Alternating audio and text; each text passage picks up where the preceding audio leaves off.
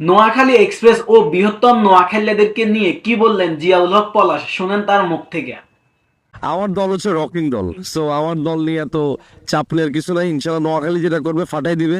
এবার টুর্নামেন্টে নোয়াখালী অংশগ্রহণ করছে, টুর্নামেন্ট একটা আলোচনামূলক টুর্নামেন্ট হয়েছে নোয়াখালী এক্সপ্রেসের কারণে। The world wide brand Noakhali. আমার টিমের প্রতি আমাদের সবার বিশ্বাস আছে, ইনশাল্লাহ নেক্সট খেলাগুলোতে ওরা কাঁপাই দিবে। কাবিলা ওরফে পলাশ ভাই হয়তো সত্যিই বলছেন, ৪র্থ নাম্বার ম্যাচের পরে থেকে নোয়াখালী এক্সপ্রেস ফাটাই দিবে। যা হোক, আপনারা সবাই দুপুর 1টা থেকে 5 জানুয়ারি খেলা দেখতে বসে যাবেন আর নোয়াখালী এক্সপ্রেসকে গলা ফাটিয়ে সাপোর্ট করবেন। যাই হোক, হারুক বা জিতুক, আমরা নোয়াখালীরা নোয়াখালী এক্সপ্রেসকে সাপোর্ট করবো। ইনশাল্লাহ ভালো কিছু হবে। রয়্যাল ডিস্ট্রিক্টের রয়্যাল ছেলে